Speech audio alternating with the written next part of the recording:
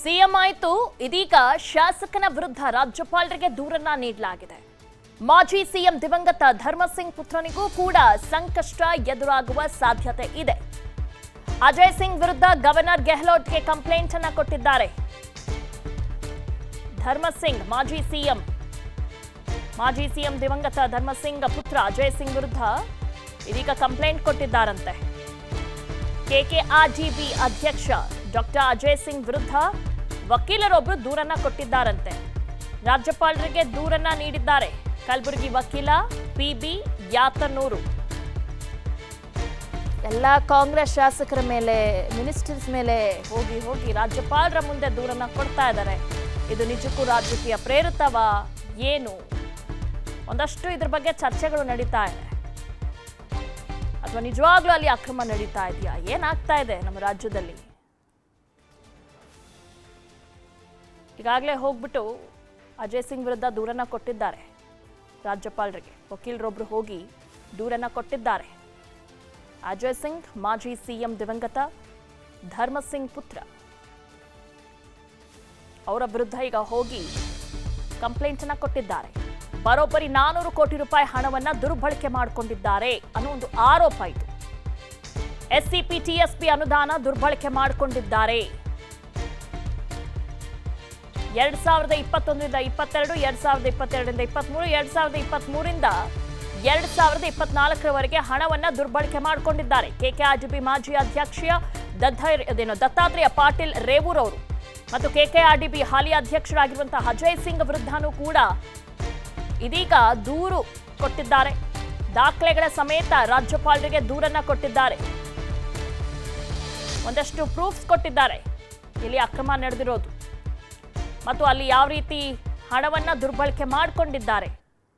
ಇದು ನಿನ್ನೆ ಮೊನ್ನೆ ವಿಚಾರ ಅಲ್ಲ. 2021ರಿಂದ ಆಗ್ತಿರುವಂತ ದಾಖಲೆಗಳು ಎಲ್ಲವೂ ಕೂಡ ಸಿಕ್ಕಿದ್ದಾವೆ. 2021ರಿಂದನೂ ಕೂಡ ಯಾವ ರೀತಿ ಹಣವನ್ನ ದುರ್ಬಳಕೆ ಮಾಡ್ಕೊಳ್ತಿದ್ದಾರೆ ಅಂತ. ಅದಕ್ಕೆ ಆ ವಕೀಲರು ದೂರನ್ನ ಅಲ್ಲಿ ಉಲ್ಲೇಖ ಮಾಡಿದ್ದಾರೆ. 2021ರಿಂದನೂ ಕೂಡ ಈ ರೀತಿಯಾದಂಥ ದುರ್ಬಳಕೆ ಆಗ್ತಾ ಇದೆ, ದಯವಿಟ್ಟು ಇವ್ರ ವಿರುದ್ಧ ಕ್ರಮ ತೆಗೆ. ಕಲಬುರಗಿ ಜಿಲ್ಲೆಯಲ್ಲಿರುವ ಕಲ್ಯಾಣ ಕರ್ನಾಟಕ ಪ್ರದೇಶ ಅಭಿವೃದ್ಧಿ ಮಂಡಳಿಯಲ್ಲಿ ಏನು ಕಾಮಗಾರಿಯನ್ನು ಕೈಗೊಳ್ತಾ ಇದ್ದಾರೆ, ಆ ಕಾಮಗಾರಿಗಳ ಮಾಹಿತಿ ಹಕ್ಕಿನಡಿ ಮಾಹಿತಿ ಕೋರಿದಾಗ ಸುಮಾರು ಮಾಹಿತಿಗಳು ಕೊಟ್ಟಿದ್ದಾರೆ. ಆ ಮಾಹಿತಿಯಲ್ಲಿ ಪ್ರತಿಯೊಂದು ಕಾಮಗಾರಿಗಳನ್ನು ಬರೀ ಕಲಬುರಗಿ ಅಷ್ಟೇ ಅಲ್ಲ, ಕಲ್ಯಾಣ ಕರ್ನಾಟಕದ ಜಿಲ್ಲೆಗಳಾದ ಬೀದರ್, ಯಾದಗಿರಿ, ಕೊಪ್ಪಳ, ರಾಯಚೂರು, ವಿಜಯನಗರ, ಆಮೇಲೆ ನಮ್ಮ ಕಲಬುರಗಿ ಜಿಲ್ಲೆಯಲ್ಲಿ ಎಸ್ಸಿಪಿ ಟಿಎಸ್ಪಿ ಕಾಮಗಾರಿಗಳು ಏನವ ಎಲ್ಲ ಕಾಮಗಾರಿಗಳು ಕಾನೂನು ಬಾಹಿರವಾಗಿ ಕೈಗೊಳ್ತಾ ಇದ್ದಾರೆ. ಯಾಕಂತಂದರೆ ಈ ಸಾಮಾನ್ಯ ಕಾರ್ಯಕ್ರಮಗಳಿಗೆ ಏನು ಎಸ್ಸಿಪಿ ಟಿಎಸ್ಪಿ ಪರಿಶಿಷ್ಟ ಜಾತಿ ಮತ್ತು ಪರಿಶಿಷ್ಟ ಪಂಗಡಕ್ಕೆ ಏನು ಮೀಸಲಾಗಿರೋ ಹಣವೇನಂದ ಪರಿಶಿಷ್ಟ ಜಾತಿ ಮತ್ತು ಪರಿಶಿಷ್ಟ ಪಂಗಡದ ಕಲ್ಯಾಣಕ್ಕಾಗಿ, ಅಂದ್ರೆ ಅವರು ಇರುವ ಏರಿಯಾ ಅಲ್ಲಿ ಅವರು ಆರ್ಥಿಕವಾಗಿ, ಶೈಕ್ಷಣಿಕವಾಗಿ ಅವ್ರು ಏನು ಸಂಬಂಧಪಟ್ಟ ಕಾಮಗಾರಿಗಳನ್ನು ಕೈಗೊಳ್ಳದೆ ಮನಸ್ಸೋ ಇಚ್ಛೆ ಅವ್ರ ಮನಸ್ಸು ಬಂದಂಗೆ ಬರೋಬ್ಬರಿ 479 ಕೋಟಿ ಹಣ ಎಸ್ಸಿಪಿ ಟಿಎಸ್ಪಿ ಹಣ ಆಸ್ಪತ್ರೆಗೆ ಬಳಕೆ ಮಾಡಲಾಗಿದೆ. ನೂತನವಾಗಿ ನಿರ್ಮಾಣಗೊಳ್ತಿರುವಂತಹ ಜಯದೇವ ಆಸ್ಪತ್ರೆಗೆ ಹಣವನ್ನ ಬಳಕೆ ಮಾಡಿಕೊಂಡಿದ್ದಾರೆ ಅನ್ನೋ ಒಂದು ಆರೋಪ. 2017 ಅಧಿನಿಯಮ ಕಾಯ್ದೆ ಉಲ್ಲಂಘಿಸಿ ಹಣ ಬಳಕೆ ಮಾಡಿಕೊಂಡಿದ್ದಾರೆ ಅನ್ನೋ ಒಂದು ಆರೋಪವನ್ನು ವಕೀಲರು ಮಾಡ್ತಿದ್ದಾರೆ. ಎಸ್ಸಿ ಎಸ್ಟಿಗೆ ಮೀಸಲಿಟ್ಟ ಹಣ ಬಳಸದಂತೆ ನಿಯಮ ಇದ್ರೂ ಕೂಡ ಉಲ್ಲಂಘನೆ ಮಾಡಿದ್ದಾರೆ. ಪರ್ಸೆಂಟೇಜ್ ಲಾಭಕ್ಕಾಗಿ ಎಸ್ಸಿಪಿ ಟಿಎಸ್ಸಿ ಹಣವನ್ನ ಬಳಕೆ ಮಾಡಿಕೊಂಡಿದ್ದಾರೆ ಅನ್ನೋ ಒಂದು ಆರೋಪವನ್ನ ಮಾಡಲಾಗ್ತಾ ಇದೆ. ಬರೋಬ್ಬರಿ 479 ಕೋಟಿ ಹಣವನ್ನ ಎಸ್ಸಿಪಿ ಟಿಸಿಪಿ ಹಣ ಆಸ್ಪತ್ರೆಗೆ ದುರ್ಬಳಕೆ ಮಾಡಿಕೊಂಡಿದ್ದಾರೆ. ಇದ್ರ ಬಗ್ಗೆ ದೂರನ್ನ ಕೊಟ್ಟಿದ್ದಾರೆ ರಾಜ್ಯಪಾಲರಿಗೆ. ಅದರ ಜೊತೆಗೆ ದಾಖಲೆಗಳನ್ನು ಕೂಡ ನೀಡಿದ್ದಾರೆ.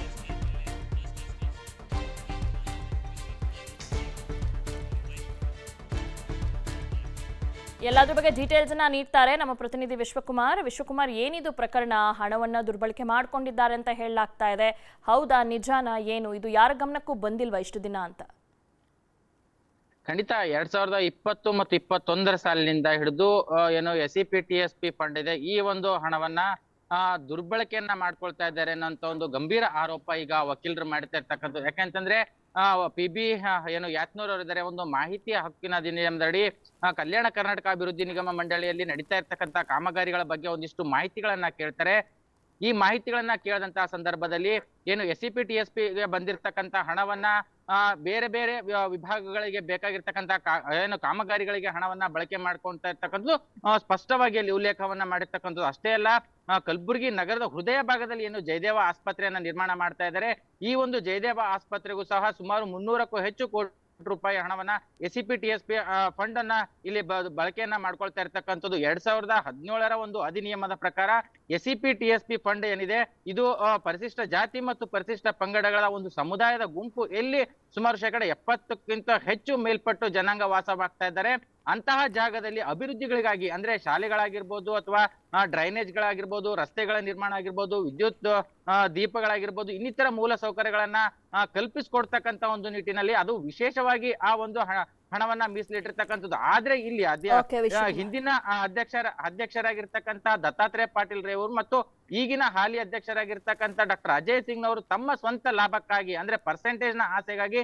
ಈ ಒಂದು ಹಣವನ್ನ ಆ ಕಡೆ ದುರ್ಬಳಕೆಯನ್ನ ಮಾಡ್ಕೊಳ್ತಾ ಇದ್ದಾರೆ ಅನ್ನೋ ಒಂದು ಆರೋಪವನ್ನ ಮಾಡಿ ಇವತ್ತು ವಕೀಲರು ಏನು ರಾಜ್ಯಪಾಲರಿಗೆ ದೂರನ್ನ ಕೊಟ್ಟಿರ್ತಕ್ಕಂಥದ್ದು. ಓಕೆ ವಿಶ್ವಕುಮಾರ್, ಥ್ಯಾಂಕ್ ಯು ತಮ್ಮ ಡೀಟೇಲ್ಸ್ಗಾಗಿ. ಅನುಕ್ಷಣದ ಸುದ್ದಿಗಳಿಗಾಗಿ ವಿಸ್ತಾರ ನ್ಯೂಸ್ ಯೂಟ್ಯೂಬ್ ಚಾನೆಲ್ ಸಬ್ಸ್ಕ್ರೈಬ್ ಮಾಡಿ. ಹೊಸ ಸುದ್ದಿಗಳ ನೋಟಿಫಿಕೇಶನ್ಗಾಗಿ ಬೆಲ್ ಐಕಾನ್ ಕ್ಲಿಕ್ ಮಾಡಿ.